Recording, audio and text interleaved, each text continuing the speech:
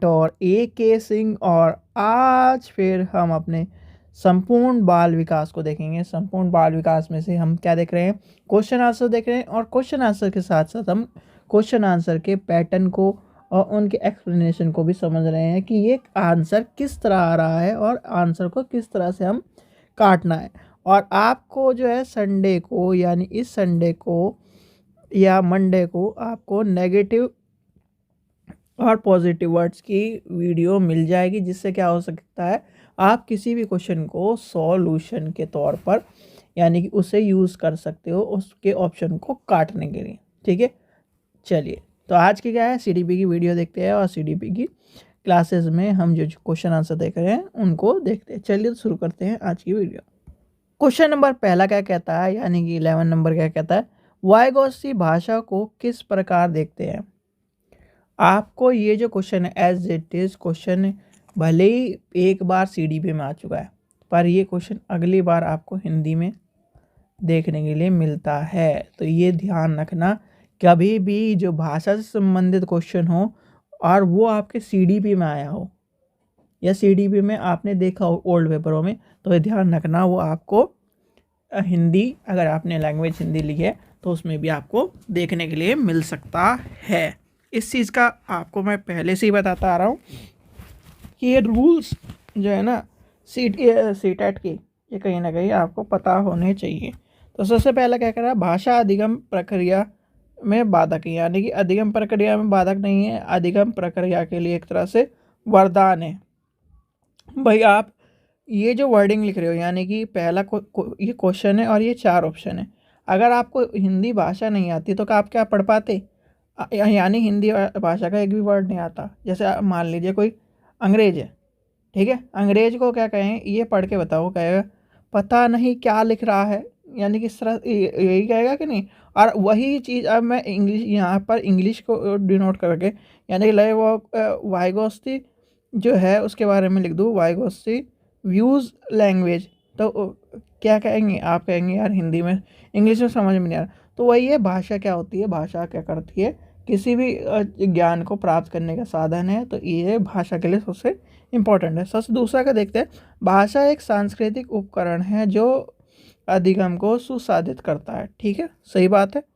आगे देखते हैं, भाषा चिंतन प्रक्रिया में अर्थहीन होते हैं, नहीं, अर्थहीन नहीं होता, अर्थ के साथ होती है। ठीक है, भाषा जैविक परिपक्वता का एक नगन यानी कि इसमें हो जाएगा, ये हो जाएगा इसमें आंसर ऑप्शन नंबर 2। ठीक है, ये तो कट ही जाएंगे सारे के सारे। ठीक है, चलिए आगे चलते हैं। क्वेश्चन नंबर 2 देखते हैं, लड़कों के लिए नीले रंग के कपड़े और लड़कियों के लिए गुलाबी रंग के कपड़े खरीदना किसने, यानी किससे बढ़ावा देता है। तो आपको मैंने एक बात कही थी, लिंग, चैप, तरलता, ये सब चीज़ें नहीं आएगी, इसमें आ जाएगा रूढ़िवादिता। क्या आ जाएगा, पहला ही आंसर आ जाएगा रूढ़िवादिता, यानी कि लिंगों के भेदभाव की बात कर रहे हैं कि लड़का होगा तो वो मैथ्स पढ़ेगा, लड़की होगी तो साइंस पढ़ेगी, ऐसा कुछ नहीं है। लड़कियां भी आजकल साइंस पढ़ती है विद मैथ्स, और लड़के भी आजकल साइंस विद बायो पढ़ते हैं। तो क्या अब ये थोड़ी है कि अगर लड़का बायो पढ़ रहा है तो वो लड़की बन गया। ठीक है, तो इस चीज़ का ध्यान रखना। एमबीबीएस में जाओगे, आपको एमबीबीएस में लड़के के साथ साथ लड़कियां भी मिलेंगी, तो वो बायो वाले हैं। अब ये थोड़ी कह देंगे कि ये लड़का नहीं लड़की है। तो इस चीज़ का भी जो रूढ़िवादिता है वो ख़त्म करनी चाहिए। अब जैसे नर्सिंग का कोर्स होता है, तो नर्सिंग में उसमें क्या होता है, फीमेल रहती है, पर कहीं ना कहीं जो कम आपने देखा हुआ कंपाउंडर है, वो भी उस तरह का ही कोर्स है। ठीक है, तो इस चीज़ के लिए ध्यान रखिए। क्वेश्चन नंबर 13 देखते हैं, अंग्रेजी विषय की एक शिक्षिका सरिता ने यह देखा कि कक्षा में जो पढ़ती है, सरिता मतलब कक्षा में जो पढ़ती है उससे सीखने के स्तर पर विद्यार्थियों की विभिन्नताएं दिखती है। इसलिए सरिता को चाहिए कि, क्या चाहिए, यानी उसे शिक्षण के एक समान तरीके का पालन करके, ताकि सीखने के व्यक्तिगत अंतर कम हो। अच्छा जी, छात्रों के पालन, यानी छात्रों के पालन के लिए बहुत सख्त नियम बनाए, नहीं जी, सख्त नियम कभी नहीं बनाना है। सीखने में सुधार के लिए अपने शिक्षण में विभिन्न प्रकार के अनुभवों को प्रयोग करें। बिल्कुल सही बात है। जहाँ पर भी विभिन्न प्रकार के अनुभव, विभिन्न प्रकार के कौशल, विभिन्न प्रकार के सामग्री, विभिन्न प्रकार के टीचिंग एड्स का प्रयोग होगा, जहाँ पर आपको ये आ जाए तो आपका आंसर एक आंख बंद करके या दोनों आंख बंद करके भी लगा दो तो यानी कि आपका आंसर ये हो जाएगा। इसका आंसर होगा option number C. Question number 14 देखते हैं। मूल्यांकन का मुख्य उद्देश्य क्या होता है? मूल्यांकन का मुख्य उद्देश्य क्या होता है? भाई आपने सीटेट में फॉर्म भरा, ठीक है, पेपर दिया, आपका मूल्यांकन हुआ कि आपके नंबर हैं 90 नंबर है, तो आप क्या हुआ, यानी कि 150 में से 90 नंबर आपके आ गए। ये आपके पास मतलब ये सीटेट क्वालिफाई करने के लिए आपके पर नंबर है। पर अगर यहाँ पर क्वालिफाई या कुछ भी ना हो तो आपके कितने परसेंट बनेंगे? भाई परसेंटेज भी तो कुछ होगा कि कितने परसेंट बनेंगे, 60% इस तरह बनेंगे या इस तरह से परसेंटेज आ जाएंगे। जब परसेंटेज आ जाएंगे तो आपका क्या बता रहा है कि ये इतना काबिल है। इनका कहना है ये इतना काबिल है, यानी अंकों के माध्यम से हम ये बता देते हैं कि बच्चा ये इतना काबिल है। पर क्या पता वो अंकों की जगह अगर वो यानी कि पढ़ाने में और भी अच्छा हो। किसी के नंबर आ रहे हैं 90 सीटेट में और किसी के आ रहे हैं 140। 140 वाला भले ही कहना हम नंबर ज़्यादा लेके आ रहा हो सीटेट में, अगर उसे खड़े होकर पढ़ाने के लिए कहा जाए तो कहेगा यानी हिचकने लगता है या फिर इस तरह के काम होने लगते हैं। तो क्या पता कि वो पढ़ा ना पाता हो, 90 वाला ज़्यादा पढ़ा पाता। तो ये भी चीज़ें ध्यान रखनी चाहिए मूल्यांकन में जब मूल्यांकन करते हैं हम। तो पहला देखते हैं, विद्यार्थी की नामकरण नहीं होगा, ये तो गलत हो जाएगा। सामान्य योग्यता आधारित विद्यार्थियों की समूहीकरण, ये भी नहीं होगा।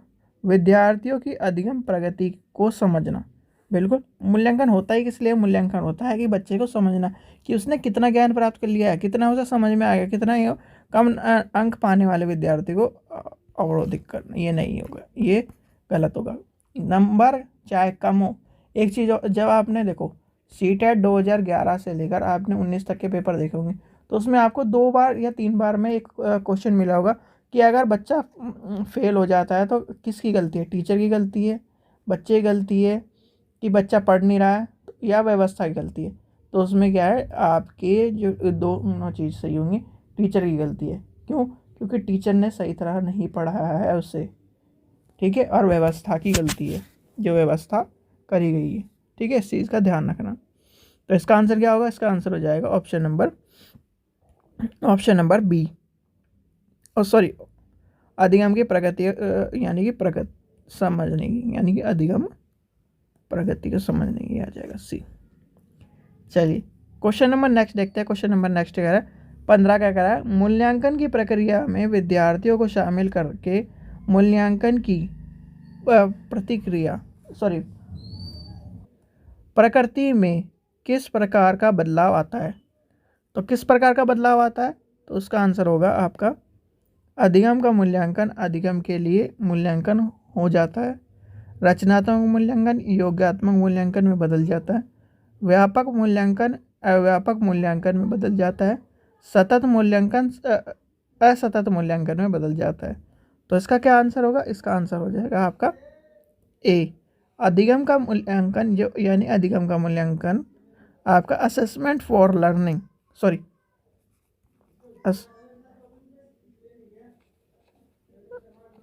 Assessment of learning to assessment for learning, ठीक है। तो ये हो जाएगा आपका आंसर पहला। क्वेश्चन नंबर 16 देखते हैं। क्वेश्चन नंबर 16 देखते हैं, हाशिए पर स्थित वर्गों से आने वाले विद्यार्थियों के समावेशन में मदद करने के लिए एक अध्यापिका को क्या करना चाहिए? यानी कि समावेशन का मतलब मिक्स एजुकेशन, मैंने आपको कहा था मिक्स एजुकेशन। तो सभी छात्रों के बीच अपनेपन की भावना को बढ़ावा देना चाहिए, ठीक है।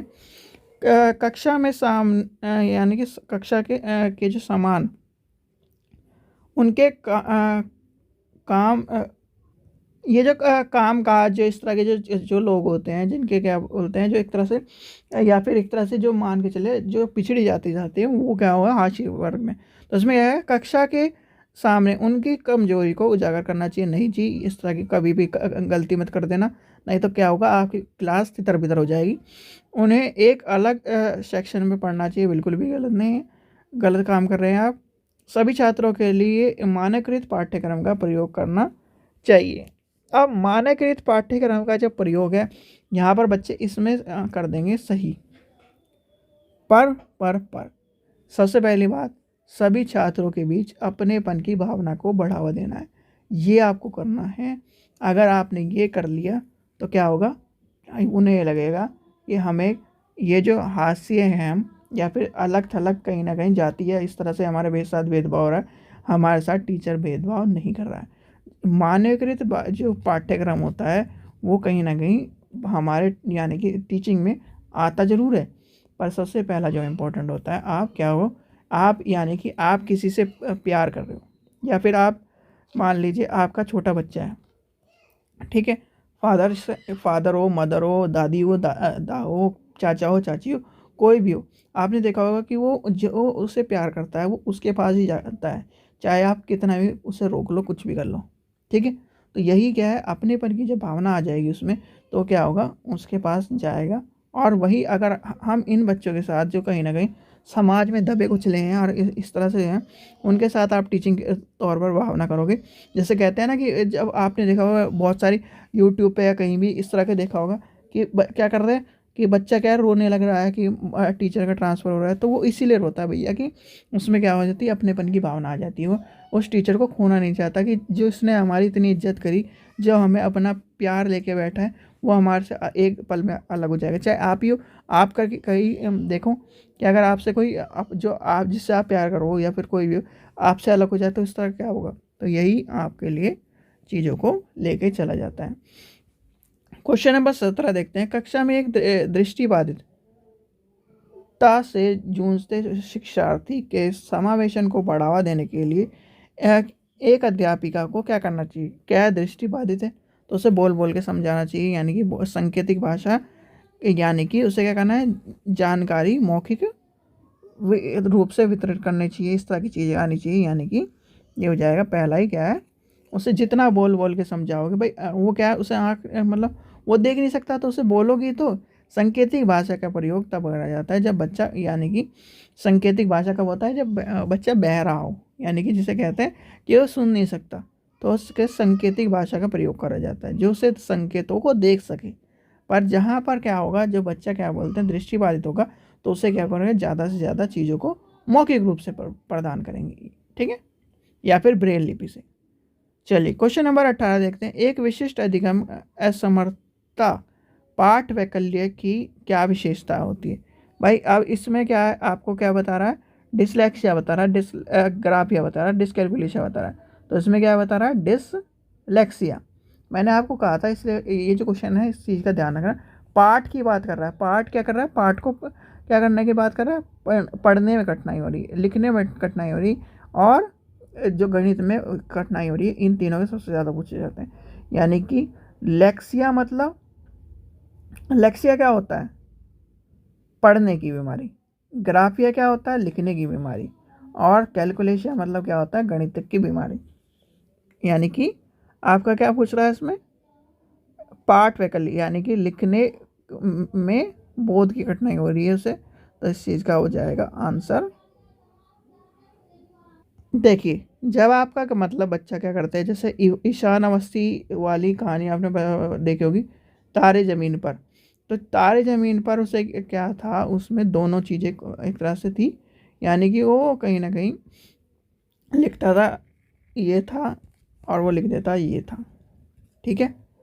यानी कि अगर जिसमें ये क्या है, लिखने वाली बीमारी है तो वो क्या हो जाएगा, ग्राफिया, ठीक है, ग्राफिया। अब जिसमें पढ़ने वाली, यानी 100 की जगह वाज पढ़ रहा है, अब बी को पढ़ रहा है, यानी कि बी को डी दिख रहा है उसे, ठीक है, बी को डी पढ़ रहा है, तो ये क्या है, वो हो जाएगी लेक्सिया, डिसलेक्सिया। अब उसके क्या है 2+2, वो क्या कर रहा है गणितज्ञ पे यानी कि कैलकुलेशन में गलती कर रहा है, तो वो हो जाएगी डिसकैलकुलेशिया। अब इसमें क्या हो जाएगी, इसमें मौखिक यानी पाठ पढ़ने में दिक्कत हो रही है उसे, यानी कि लेखन में होती तो लिखने वाली, चलने में कोई कठिनाई नहीं है ये तो हट जाएगा, खाने में कोई कठिनाई नहीं होती तो यानी कि लेखन संबंधित हो जाएगा तो लिखने वाली बीमारी हो जाएगी। क्वेश्चन नंबर 19 देखते हैं, वंचित समूहों से आने वाले बच्चों की सहायता के लिए स्कूल में निम्नलिखित में से कौन सी सुविधाएं प्रदान करनी आवश्यक है। भाई विषयों के लिए चयन में लचीलेपन की बात कर रहा है, अच्छा जी बिल्कुल सही बात है, इस तरह का होना चाहिए। कक्षा के सभी बच्चों के लिए समान शैक्षिक कार्यक्रम लागू करना चाहिए, उन्हें किसी विशेष स्कूल में प्रवेश लेने के लिए बाधित करना चाहिए, यानी कि ये तो कट जाएगा। उन्हें उसी स्कूल के लिए एक अलग सेक्शन करना, नहीं जी ये दोनों बात हो जाएगी। कक्षा के सभी छात्रों के लिए समान शैक्षिक कार्य पर लागू करना चाहिए, नहीं, क्योंकि हर बच्चे की योग्यता अलग होती है तो यानी कि विभिन्नता वाली बात आ जाएगी, तो यहाँ पे कर देंगे लचीलापन, यानी लचीलापन क्या है आपके सीटेट के लिए पॉजिटिव वर्ड है और आपका ये आंसर हो भी जाएगा। क्वेश्चन नंबर 20 देखते हैं, लास्ट क्वेश्चन देखते हैं, यदि ट्विंकल अपने बाएं हाथ से लिखती है तो उसकी शिक्षिका को क्या करना चाहिए, कुछ भी नहीं करना चाहिए, ठीक है, उसे बाएं हाथ का उपयोग करने के लिए उसे क्या करना चाहिए, हितोषित यानी कि एक तरह से डिस्करेज करना चाहिए, उसे अपनी पसंद का प्रयोग करना चाहिए, उसे रिपोर्ट स्कूल के काउंसिल को देनी चाहिए, नहीं जी, उसे दाएं हाथ से लिखने के लिए कहना मजबूर करना चाहिए, नहीं जी। भाई उसका यानी उसका हाथ वो लिख रही है, चाहे वो दाएं से लिखे चाहे बाएं से लिखे, अब आपको क्या चाहिए भाई, उसको पढ़ाई चाहिए, वो क्या उसकी एबिलिटी चाहिए, चाहे अब ये थोड़ी कि दूध दाएं हाथ से क्यों खा रहा है, दूध दाएं हाथ से क्यों लिख रहा है, ये नहीं होना चाहिए, यानी कि वो अपनी पसंद से किसी का प्रयोग कर सकती है। अगर मैं यानी कि मान लो मैं सीधे हाथ से लिखता हूँ कि अपना नाम लिखता हूँ, ठीक है, मैं सही लिख रहा हूँ, बिल्कुल सही है। अब मैं बाएं हाथ से लिख रहा हूँ, भाई बाएं हाथ से लिखूँ, मेरे पे लिखा नहीं जा रहा, तो क्या है, तो वो चीज़ कह रहा है जिससे वो सही लिख सके, वो उससे पढ़ना चाहिए, उससे कहना उसे चीज़ों को यूज़ करना चाहिए। तो इस चीज़ का ध्यान रखना, कभी बच्चों पे इस चीज़ के लिए फोर्स मत देना, या फिर इससे जो के लिए फोर्स दोगे तो आपकी क्या है क्लास इधर उधर हो जाएगी, जिससे लिख रहा है वो लिखने दो। अब ये थोड़ी कि आप कोई आपसे कहने लगे कि आप स्कूल में जीन्स पैंट क्यों पहन के आते हो, भाई वही बात है, अगर देखो स्कूल एनवायरनमेंट में, यानी कि स्कूल एनवायरनमेंट में पहले तो क्या बात है फॉर्मल शर्ट और पैंट होना चाहिए, पर बहुत सारे इस तरह का है कि या फिर क्या है वहाँ पर ड्रेस कोड नहीं है तो आप पहन सकते हो, जैसे स्कूल में सभी बच्चों को एक ही ड्रेस में क्यों रखा जाता है, ये तो सबको पता होगा, सीटेट से पहले बीएड में भी आपने पढ़ा होगा कि क्या हो कि ऊंच नीच खत्म हो जाए, भेदभाव खत्म हो जाए, कास्टिज्म खत्म हो जाए, इसी लिए सबको क्या है एक ही ड्रेस कोड में डाला जाता है कि जिससे क्या हो कि कोई बच्चा ये ना हो कि अमीर बच्चा है तो क्या ना वो अपने अमीरों जैसे कपड़े पहन के आए या फिर उस तरह से कपड़े पहन के आए, गरीब है तो उसका क्या है एक तरह से भेदभाव करा जाए, इसलिए भेदभाव ना हो तो इसलिए क्या है क्या होता है एक ही यूनिफॉर्म होती है, ठीक है। चलिए आशा करता हूँ आपको वीडियो पसंद आई तो लाइक करें, चैनल को सब्सक्राइब करें और वीडियो को ज़्यादा से ज़्यादा शेयर करें। Thank you.